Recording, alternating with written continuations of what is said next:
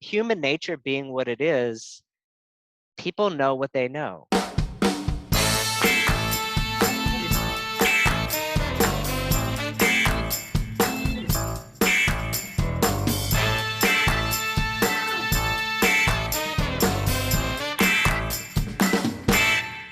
Okay, welcome back to the Marketing Playbook, presented by Details Interactive. Here you'll take away 3 game-winning marketing plays every episode to take back to your team. I'm your host, Mark Friedman, and my career has been focused on direct-to-consumer marketing, direct mail, physical retail, and digital commerce. This is episode number 47, and today's guest is Rick Watson, CEO and founder of RMW Consulting, a consultancy focused on digital commerce. Before we get started, a quick thank you, as always, to Max Brandstetter of the Wild Business Growth Podcast for producing this episode. You can reach him at maxpodcasting.com to help bring your podcast to life. Let's open the playbook. Ready, break. Well, hello, everyone. Thank you for joining the Marketing Playbook podcast. Today, I'm joined by Rick Watson, founder and CEO of his own consulting business, RMW Commerce Consulting. In 2019, Rick formed his own consulting firm after spending the prior 20 years as a technology entrepreneur and operator exclusively in the e-commerce industry with companies like Channel Advisor, BarnesandNoble.com, Merchantry, and Pitney Bowes. In addition to his subject matter expertise, he has a vast network of industry experts and talents across marketing, business development, and solutions providers to add bench strength to larger projects and initiatives. His practice areas are centered around helping investors and management teams grow their digital commerce initiatives, from assessment to planning, all the way through execution. Rick also has a podcast, The Watson Weekly, and a weekly newsletter. Rick, welcome to the show. Thanks so much for having me on, Mark. I'm really excited to be here. Well, my pleasure. And, you're a busy guy. You've got the Watson Weekly and the newsletter. We'll get into that. But before, for those that have listened to the show previously, we like to start off, give some flavor of who the guest is. Either something that's, kind of remarkable about your upbringing or your life, or just something that, you think's remarkable about Rick Watson. I think one thing that continually surprises people is where I grew up. I grew up in New Orleans. It's a place where people like to visit, but they're like, I don't know if I can live there. It was actually a fun place to grow up. You might not think it if you're only in the, 2 square miles of the French Quarter or whatever, but it's a very family oriented place. And, one of the things I love about being from New Orleans is it always starts a good conversation. People either just got back from there or they want to go there with their family or their significant others. And so that's always a lot of fun. I could just imagine you walking down, the street in, some area of the French Quarter when you were 8 years old, oh, look what's going on here, mommy. Well, a lot of stuff seems normal. That's not normal. And so you get exposed. I would say one of the mottos of New Orleans that I absolutely love, it's called variety is the spice of life. I love it because it teaches you to appreciate people that are different than yourself, whether that is experiences, backgrounds, interests, upbringing, wherever it is, you're just kind of taught to accept people as they are, and it just adds something extra to the flavor of the place. And New Orleans definitely sort of teaches you that. Nice. So, I mentioned that you're a busy guy, and we'll talk about, your career and how you got started. But, you've not only do you consult, but you provide a lot of content. I don't know, I'm out there on LinkedIn quite a bit. I might see you more on my feed than just about anybody. And you do a lot of writing, obviously, along with your podcast. What stimulates the ideas, that you come up with to write about? Yeah, I would say there are probably 3 major streams of content. One is the obvious stuff is kind of the big company earnings. And the reason you follow the big companies is because they're investing the most, they have the most customers. And so that's what a lot of people are interested about. A lot of times, maybe they're on this provider or they're considering this provider and they just want to know, whether it's Shopify or Amazon or any of the providers like Walmart, just what's happening and what does it mean? Second is just sort of current events, things that are happening day to day. So such and such, a certain company acquires another company, or they announce the new product or service, or what it means. So that's kind of an idea source for me. And then the third source of ideas is actually my work and my career. Sometimes I just literally, if I can't, like, there's nothing in the news, of course, in e-commerce, that's usually pretty rare. I just sit back and think about, brainstorm a couple ideas. Like, if I go back to my time at this company, what was I struggling with and why? And just write about that. That's the thing that I think that's most surprised me about content is the personal stuff gets more interest than you think it might. People can relate to it. They can say, yeah, he's talking about X. And yeah, I had that problem too. And, and now you fit it to, your personal experience, right? Yeah, no, for sure. And, I think being vulnerable about that kind of stuff is not easy because social media is meant to be, I don't know if it's meant to be or not, but it seems to have become this sort of fake lifestyle place where people project only their best selves and not their struggles. And I think remembering that is super helpful to me for anyone creating content as well. You seemingly listen to a lot of the earnings calls of public companies. That's a good place to get information. Yeah. Yeah, definitely, it's a good place to get information. I think it still fascinates me that I think those are undercovered.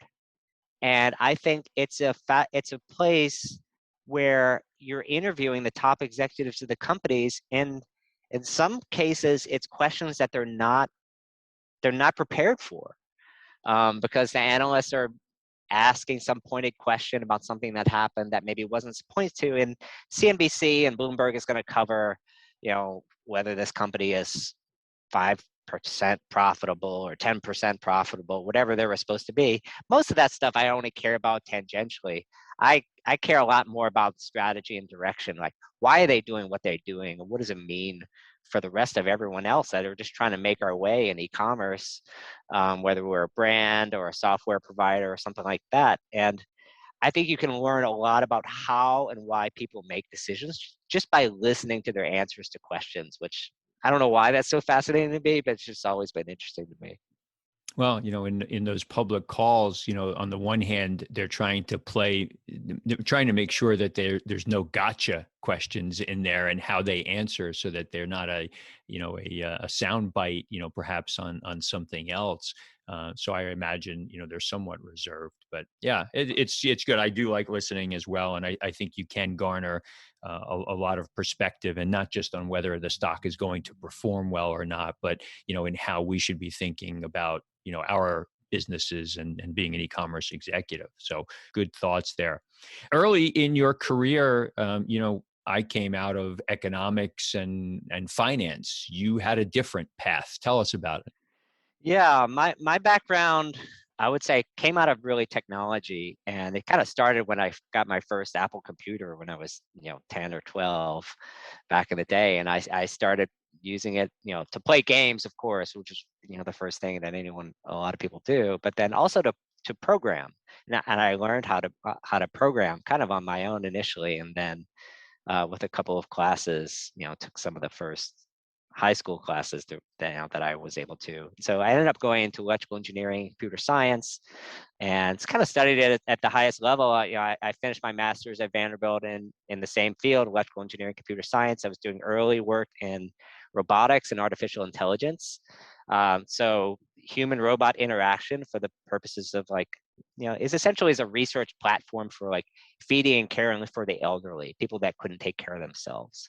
And it involves things like computer vision, object recognition, robotic arm motion, 6 degree of freedom, robotic arms. How do you control those in a way that doesn't hurt a human that's in the vicinity of them? So I was exposed to just really brilliant people. And I never actually, funny thing is, I never planned to get a master's, but I happened to be an intern in the lab as I was finishing my undergrad. And I'm like, I'm never going to have the chance to be with these people again. So I went to the professors like, can I get my master's here? And luckily they agreed to it. So that was kind of my early, where I came from before any of this e-commerce kind of stuff started.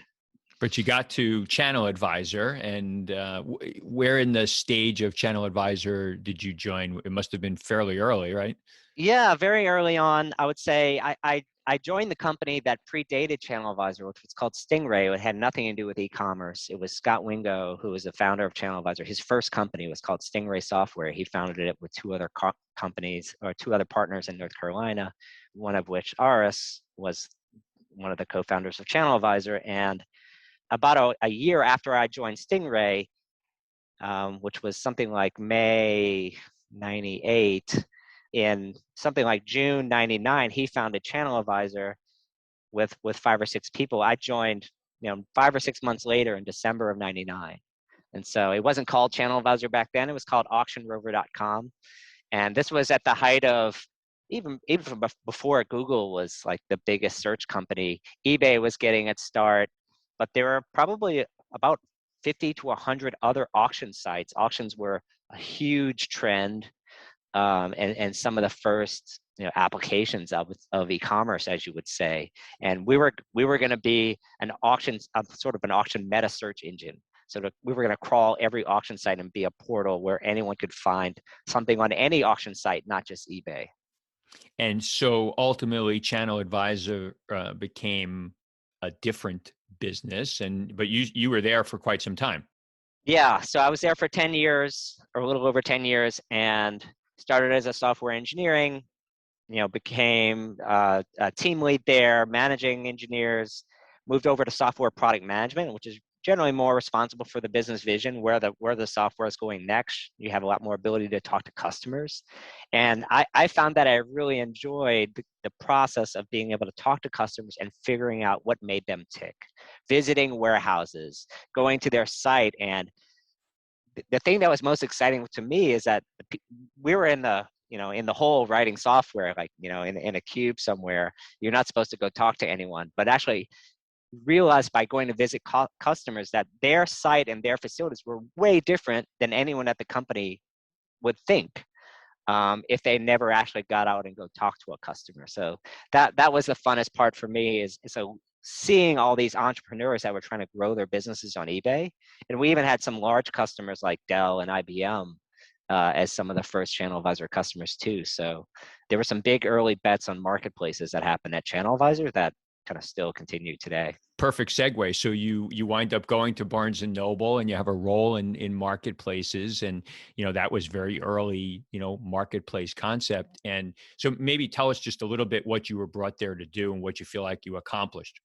Yeah. So what I was brought there to do, Barnes and Noble was on a little bit of a reboot. Obviously they clearly missed the boat with regards to the rise of Amazon, and were struggling to find their place in the world. And so there's a CEO and a president of BarnesandNoble.com, who's actually John. The president of BarnesandNoble.com is actually the founder of Peloton now, John Foley. His last job right before he started Peloton was, so he was actually a business partner at Channel Advisor. So I emailed him saying, look, I'm looking to go to New York City and I want to do something with marketplace. He's like, well, if you're looking, you have a job. We need you to help start our new marketplace. So I'm like, all right. So 3 months later, I moved to New York City from North Carolina. And my job was to essentially pioneer the growth of a new marketplace, third-party seller business at Barnes & Noble, built with completely custom technology. And the whole point was to introduce Barnes & Noble brand into non-book categories. So, I mean, if you walk into a Barnes & Noble store, probably about a third of the floor space is dedicated to things like kids, baby items, gifts, electronics, things like that. But none of that stuff was online. It was mostly just a book site because the warehouses couldn't ship anything that wasn't shaped like a book. And so how could we use the power of the Barnes & Noble brand, which is a very trusted brand, to introduce more and different types of products and grow the selection of the site? And so if we take it to today's terms, you've got a company out there called Miracle, which is kind of the big guy in helping brands build marketplaces. We just saw this week that Bed and Bath announced, the development of a marketplace. What's your perspective there? Are we at the beginning, the middle, the end of companies adopting, marketplaces for businesses? I don't think we're at the beginning. I think there are enough marketplaces out there that and enough funding. I mean, Miracle itself has had what several $100 million at least of funding, probably north of $500 million. So I think we're in the middle stages there for the consumer side. I still think we're in early innings on business to business and government and industrial related exchanges. So I think the marketplace space overall still has quite a bit of room to run. Yeah, and if I'm a retailer and this is going to be an easy question for you to answer. If I'm a retailer and I'm deciding whether I should participate in marketplaces, how do you help me frame that decision? I think there's a couple of things. Number one is, do I have enough traffic? You can put something on your site, but it's a little bit like a tree falls in the woods. If you can't drive traffic to it and you can't convert that traffic, then there's no point in having a marketplace. And so you see a lot of retailers that aren't at scale, a big enough scale, start a marketplace, and then they assume that the marketplace on its own is going to drive traffic, and people are going to flock to a site just because they found a new widget on there. That's usually not the case. Usually, it's the case where retailers are supply constrained. And so I would think about, not only do you have traffic, but where are you constrained in supply that your buyers are actively coming to you, whether you can find that analytically through things like zero search results, where people are searching on your site and they're coming up with zero over and over, or your surveys and interviews see that you can extend your brand into either adjacent categories that you're not in or deeper in categories that you're already known for. And so I say, depending on how far afield you go in your existing brand, the shorter term money is in deepening your selection in either brands that you carry now that aren't on your site because you can't buy enough of them wholesale, or in like close adjacencies. Yeah, I think that we're going to continue to see, more and more brands, and I find it interesting because some brands want to put things on their site that I'm not sure that, even though the customer might know that it's not coming from them, some customers are, if you're selling apparel, do they want to buy books, for example, but then again, we've all been trained to buy anything that you possibly want at Amazon. So yeah, that's interesting. So let's talk about merchantry. I wasn't familiar with that business. You were CEO there. Tell us about it. Yeah, so I joined, actually, it wasn't a business I founded. I joined as the head of operations, and I was promoted to CEO about 6 months in. The company was trying to raise money. The whole idea behind merchantry was essentially, it was, almost at the time, which was about 2012, it's a little bit of a combination of something like what Miracle is today and what Commerce Hub is. And so it could be useful in both drop ship and marketplace software situations to allow retailers to expand their range. And so we had customers early on. They were actually quite eclectic, like PacSun, McClendon's Hardware, La Redoute in France, which is a large French catalog business. Bluefly was one of the larger customers. If anyone remembers Bluefly, and it's been reborn a couple of times as a brand, as a marketplace business. So our idea, the idea was that marketplaces were going to be a trend, similar to our earlier discussion. So, I think a lot of my career, I've spent in and around the marketplace space from different angles, either software helping brands go to marketplaces, building your own marketplace from scratch in Barnes & Noble, and then being on the other end of Channel Advisor, which is providing the marketplace infrastructure for a retailer where range extension is a priority. You talk about La Redoute. I worked for a company its current state is called Full Beauty Brands, but in the old days it was Brylane, and then Brylane had been bought basically by the parent of La Redoute. And there was a combination of these businesses, these catalog and internet businesses worldwide, and so became aware of La Redoute and the ways that they were conducting business. It was very different than what we were doing in the U.S., but it was interesting. So then you get to Pitney Bowes. I'm guessing was that through the Border Free acquisition? Actually, it was not. So what happened is, I became CEO of Merchantry in somewhat trying times. It was kind of a turnaround situation where the company was not selling enough and the expenses were very high. And so it's part of the reason why I became CEO. And it was one of the most stressful periods going through the next 2.5 years as a first-time CEO, not knowing what I'm doing, trying to reduce expenses, trying to build a new management team.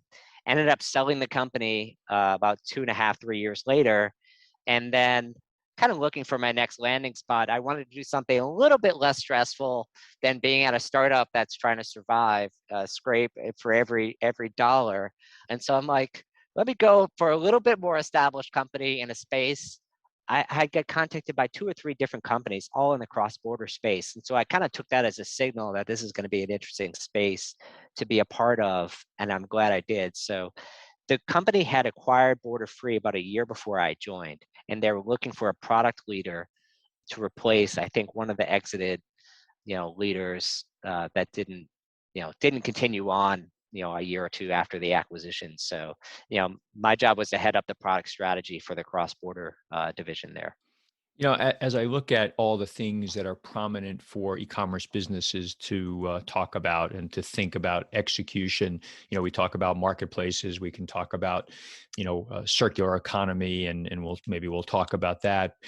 International seemed like it was hot a few years ago, and it feels like it's lost some of that heat and luster. What's your sense? Yeah, I mean, we were seeing this. If you kind of look back at the time of the Border-Free acquisition, they went public at like the perfect time, which is the time when the dollar was very weak compared to other currencies.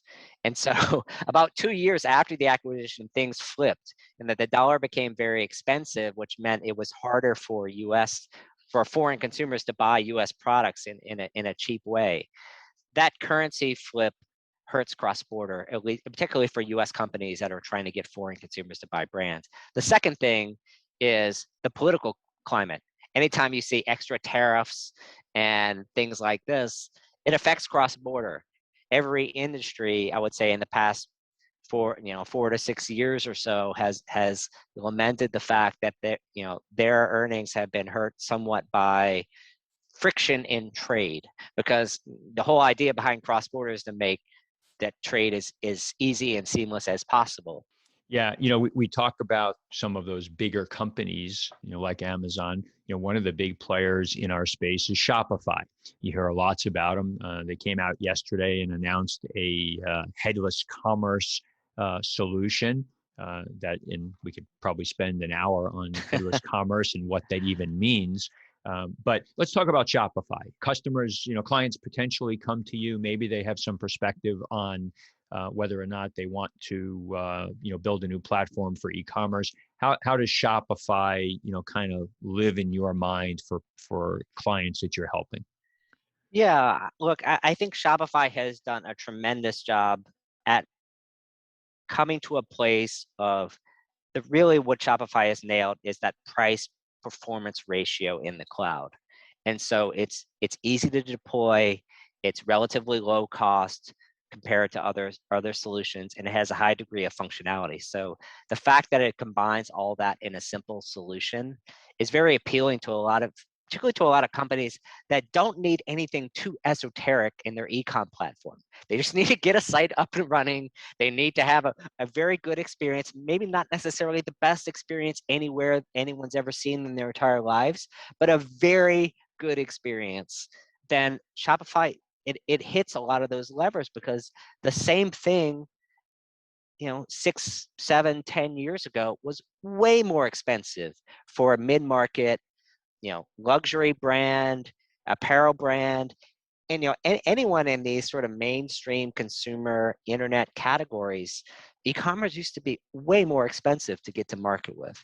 Yeah, and they seem to have checked those boxes, reasonably well. I know when I was at Steve Madden, was early at my tenure there, and we were looking to re-platform. This is 2011, 2012 or so, and we looked at Shopify and just didn't think that at that moment in time, they were quite ready to handle a business of our size. But, today they certainly are capable of doing that and are helping many businesses, thrive. Do you have a direct-to-consumer business? I enjoy connecting with guests on this podcast because it reminds me what I love to do: strategic and tactical consulting for businesses like yours. If you'd like to speak with me about your business and see how you can add a fresh set of eyes to your team, contact me at mark@detailsinteractive.com. Now, let's get back to the marketing playbook. You consult now. Who comes to Rick Watson for help? Yeah, there's a couple of different lanes of people that come to me. I would say primarily it's two.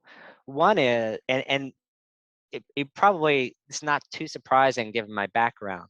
One is generally private equity backed brands that are looking to undergo some kind of transformation. Usually their wholesale or retail revenue is measured in between 100 and $1 billion in sales, and their e-commerce is measured in something like less than 5 to 10% of that number, whatever that number is. If it's $100 million, maybe their e-com is $5 billion. If it's a $500 million company, maybe their e-com is $30 million. But they know they have some ground to cover in transforming themselves from a technology, from a strategy point of view, from a people process point of view. And so the impetus is really, we know we need to do something, but we don't have the internal expertise to do it, because usually it starts with talent or vision. Like, we just don't have the staff that's been there, done that before, and we don't have 2 years to waste figuring it out ourselves. So they come to you and you guide them on how to get there more quickly. Yeah, so there's kind of sort of 3 sets of services that I generally tend to offer. One is starting with audit and recommendations. So just tell us where we are, benchmark us relative to our peers in our peer group, tell us where the gaps are, and give us sort of a prioritized punch list of things that we should be doing next. Not necessarily that you're going to help us implement them all, but give us a whole bunch of things to think about in a very short, condensed sort of audit format. That's kind of number one. Second is what I call kind of strategic planning. Usually that's a little bit more involved engagement, where we're at a pivot point in our business. Whatever we've been trying for the past 5 years isn't working as we expect it to. We need someone to come up with a new strategy, whether it's positioning relative to the competition, entering a new channel, selecting a new e-commerce platform, those sorts of areas. And the final sorts of engagements are what I tend to call capability building. And it's usually, obviously, as you know, to be successful in e-commerce, you need to do about 20 things well. Whether it's like making sure that you're not overrun with fraud, or shipping items to consumers on time, or converting, or attracting, digital marketing. People might be good at 4 or 5 of those things, but it's very unlikely that they're going to be good at all like 10 or 15 of those things. And so they might say, Rick, could you help me find, or you help me transition to a new e-com platform? Or can you help me find a new 3PL provider? Or could you tell us where should we be investing our next dollar? So I call that kind of capability building, where you kind of act as almost like an outsourced digital advisor, and you help them hire new teams, you help them assess their current teams, and sometimes you even help them interview new team members, because they don't have that expertise in-house. Yeah, sounds very similar. I know somebody else that does some of that. I'm sure you see a lot of clients. Are there a few things that you just after you talk to the clients, that you sit there and say to yourself, how could they not be doing this in this day and age? There's got to be some of those, right? Yeah, I mean, if you talk to anyone, you'd almost say all of them in some sense. But human nature being what it is, people know what they know, and many of these companies are quite profitable. And so you kind of, the way I think about it, it's almost like you're in the boiling frog, the frog in the boiling water scenario, where the water is cold, and then it goes up 1 degree every year, and then pretty soon the market isn't what you thought it was anymore, and the frog is dead, and you like, how did that happen? Well, it didn't happen overnight. Pandemic, maybe, that's an existential event, but the average business doesn't overgo a transformation that happens from one year to the next. But if you don't invest consistently over a 5 or 10-year period, then you can very easily be caught behind the times.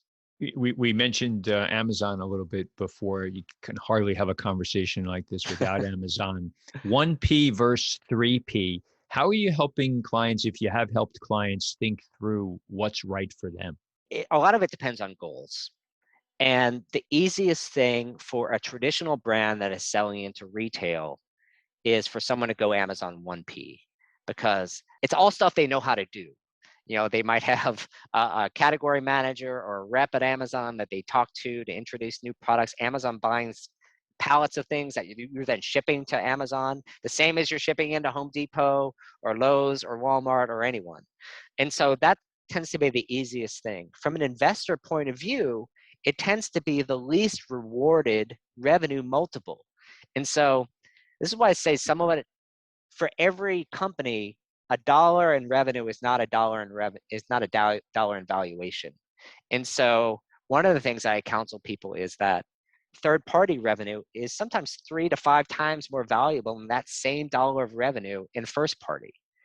However, third-party revenue from a capability perspective is harder to access for traditional brands, because you need to learn at least half of the skills, not maybe 100% of the skills, but at least half of the skills you need to learn that would it take to operate your own direct-to-consumer website. Amazon is obviously bringing the traffic and the front end and the conversion stuff, but you also need to learn how to do customer service. You need to learn how to deal with people that are squatting on your listings. And by the way, you need to learn a lot of new things that are only Amazon that you would never have to learn on your own. But particularly the fulfillment tends to be the hardest thing that people worry about. How do I ship to consumers if you didn't come from that background? Okay, that's helpful. And then, I'm sure, because you're so adept at, following, the current events, are there certain technologies or certain kind of, hot buttons that are out there? We talked about marketplace. We hear a lot about machine learning and artificial intelligence and virtual reality. What's the kind of that next thing that's going to bubble up that everybody's going to be thinking, geez, we need to play in that space? Wow, I'm a little bit contrarian on a lot of the new stuff. It almost depends on who your audience is.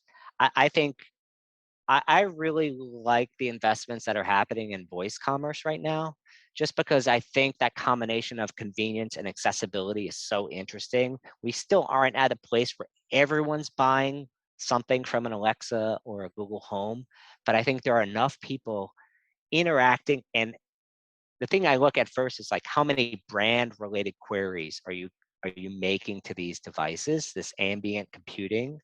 And that number is skyrocketing, which is to me something that's super interesting to pay attention to.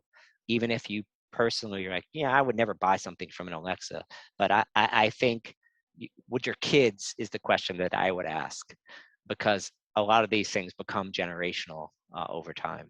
Interesting. So I'm going to be walking around and say, Alexa, send me X, to home. And all of a sudden it's going to show up. Yeah, exactly. And then eventually it's just going to be, you're not even going to have to say it. It's just you're going to think about it and it's going to show up. Yeah, that's when it gets scary. I don't know if I want to give Jeff Bezos that much power. We're obviously coming into holiday season. We're recording this in the early part of November. What kind of headwinds or maybe even tailwinds are you seeing from retailers? I think the headwinds are the ones that are in the news everywhere right now, in which of course is supply chain. Tends to be supply oriented issues where people don't have the stock that they need. In the supply chain, there are two primary constraints right now that everyone is very closely paying attention to. One is capacity, and the second is labor. I think capacity is something that will be solved in the short and medium term, where you're not going to hear about that, to me, into next year to the extent that you have recently. Labor is, I think, a much bigger challenge. I think we have hit a generational change, and the pandemic has caused not only a lot of people to reevaluate what it is they're doing and why they're doing it, it also caused a lot of people that were maybe planning to work 2 to 5 more years, have caused them to reconsider. It's like, why am I doing this? Like, what's the point? It's not enough money to make up for the fact that I want to spend time with the people that I love.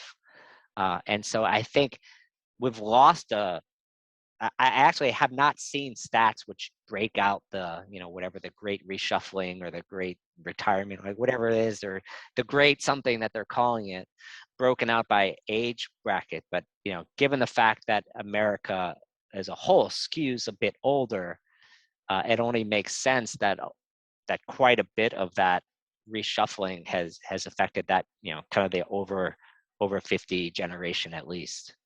Yeah, well, and I think you're seeing some companies now coming out and saying, look, especially the higher tech companies that are competing for talent, they're saying, we'll pay you the wage that we would have paid you. Let's say if you live in San Francisco and you want to go live in Omaha, you can go off and do that, and we'll pay you the same wage.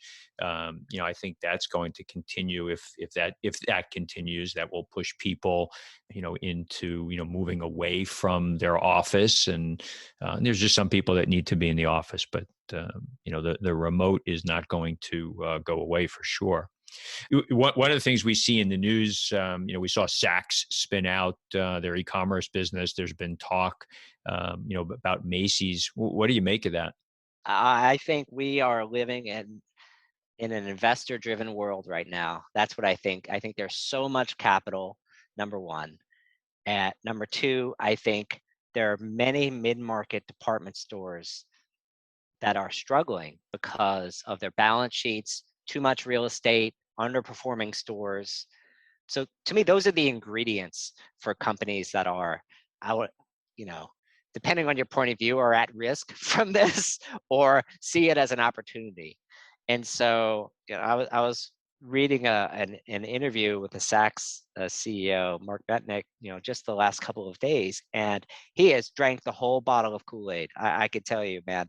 It's like we're providing the same. It's exactly the same for us. Our people knows how to do. All you need to do is just set up 300 separate operating service agreements, and then it's as easy as cake. I'm like, 300 operating service agreements? What does that even mean?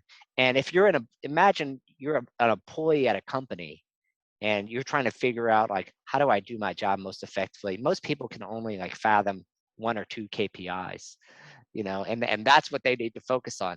Now they suddenly need to understand 300 operating service agreements to deliver good service to a customer.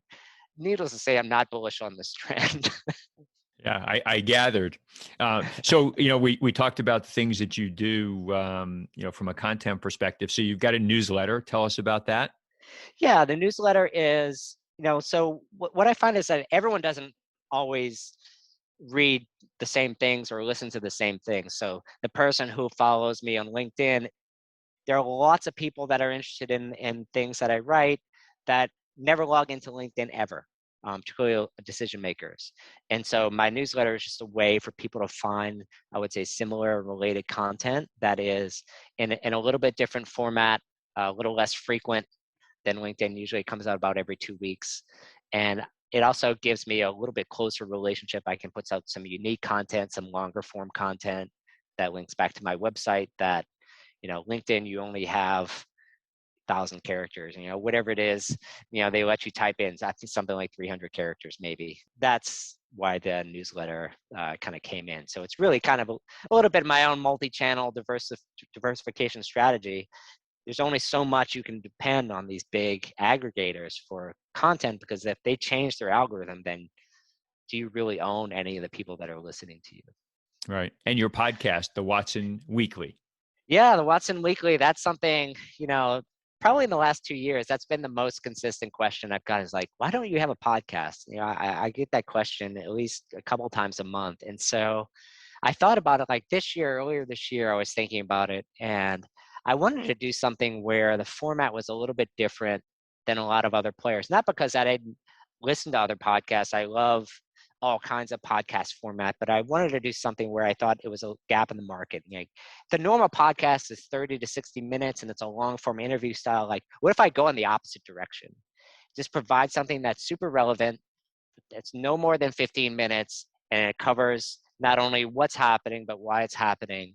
And then if the listener wants to read more, then they can go their own explanation, but they're motivated. They don't have to displace someone else's podcast to listen to me because it's only a few minutes of their week.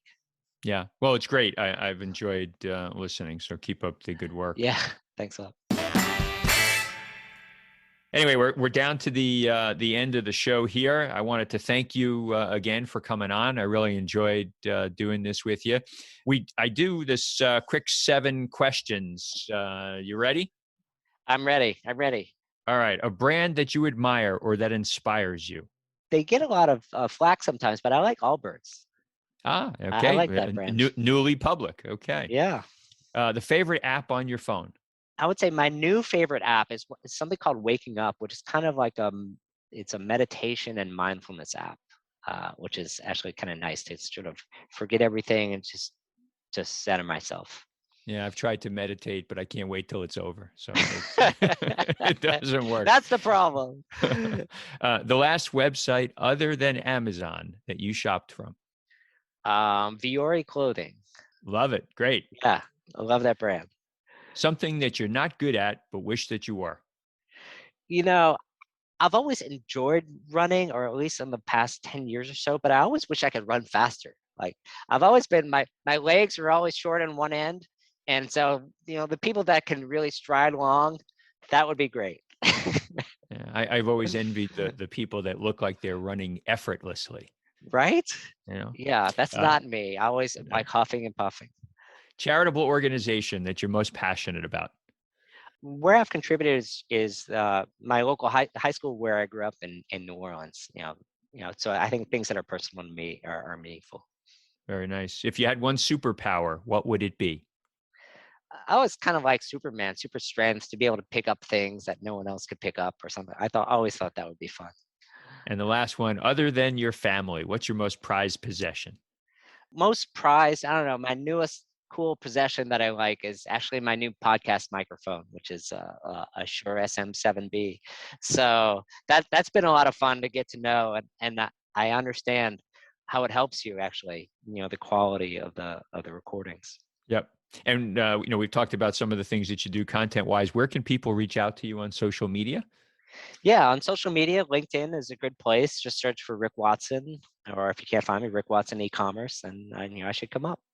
Okay, great. Rick, thanks so much for the time. Good insights here. Appreciate you taking the time, and let's stay in touch. All right. Thanks a lot, Mark. That's it. Today's game ball goes to Rick Watson for coming on the Marketing Playbook. To me, today's 3 game-winning marketing plays were as follows. Number 1, as both a consumer and a brand, the move to voice commerce is going to continue. The Alexas of the world are going to take on a more significant role in commerce in the coming years. Number 2, stay educated. The best way to refine your skills is to follow current events, follow the public companies in their quarterly reports, and network with your peers. Work hard to build your network, as it will pay dividends down the road professionally and personally. And number 3, all too often companies do not want to pay for third-party consultants or advisors. The fact is that what could take you years to learn on your own is likely known by others who have already done it. Bring in qualified people to help accelerate your business. Be willing to acknowledge that someone else knows more than you do. Thank you, Playbook marketers, for listening to another episode. If you want to check out more pages of the Marketing Playbook, make sure to subscribe on your favorite podcast spot and leave us a 5-star review on Apple Podcasts. You can also follow us on Twitter @DetailsInteract and learn more at detailsinteractive.com. Until next time, the devil is in the details.